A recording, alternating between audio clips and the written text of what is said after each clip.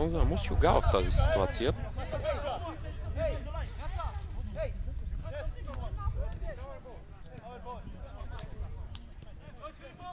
И червен картон за Амос Юга.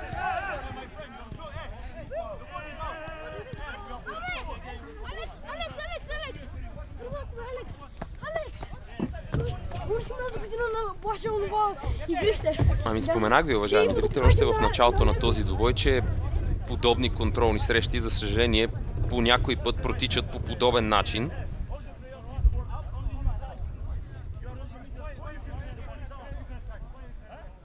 Не успях да видя, признавам си, но при изпълнението на ъгловия удар,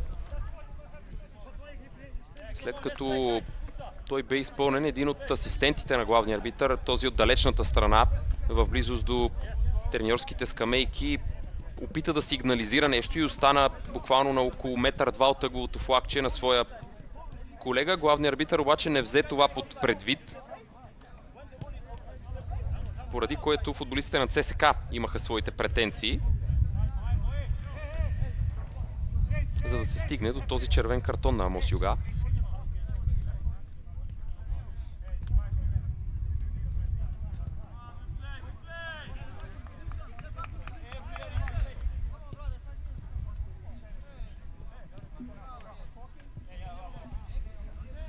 Ето го изпълнението на ъглови удар.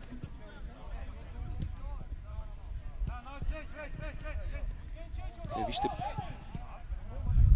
позицията на главния съдия, позицията на неговия асистент, когато видяхте. Тук претенциите на Данил Асприля също така към един от асистентите. Играта продължава според главния арбитър, който показа в последствие с жест на своя асистент за това да свали флага си, а сигнала тук няма как да е за нещо по-различно от това, че ЦСКА според един от асистентите следваше да получи още един ъглов удар. С това бяха свързани и